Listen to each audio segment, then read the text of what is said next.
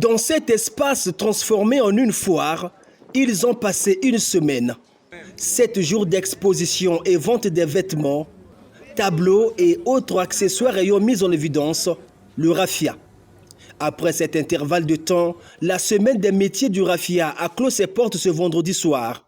Une expérience qui a positivement marqué cet acteur majeur du domaine. J'ai passé toute une semaine ici. Je pense que je suis très satisfait, très content, parce que c'est quand même une grande première. C'est une occasion d'échange avec les autres artisans, parce qu'avant, on ne se connaissait pas. Mais aujourd'hui, je pense que le carnet d'adresses est vraiment rempli. On connaît ce que font les autres.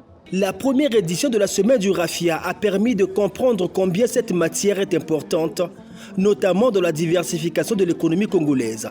Cela a aussi conduit à cerner l'urgence de pérenniser la filière par la gestion durable du raffia à travers le reboisement.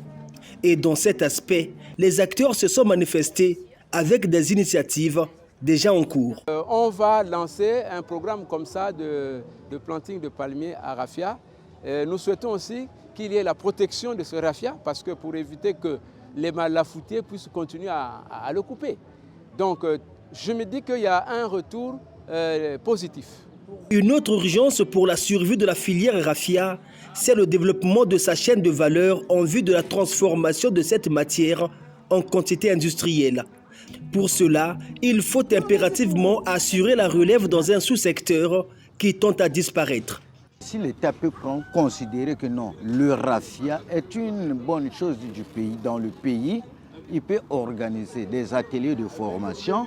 On forme dans tous les départements où il n'y en a pas.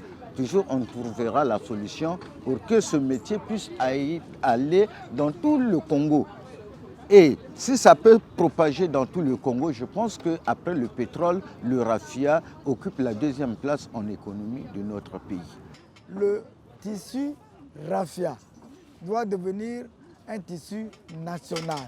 Il nous faut mener, comme nous disons, tel que nous sommes en train de faire là, une révolution raffiane. L'inquiétude est bien là, il faut revaloriser le raffia. Et pour le faire, les participants à cette première édition ont émis des recommandations. Créer des centres de production et de transformation dans les zones écologiques favorables.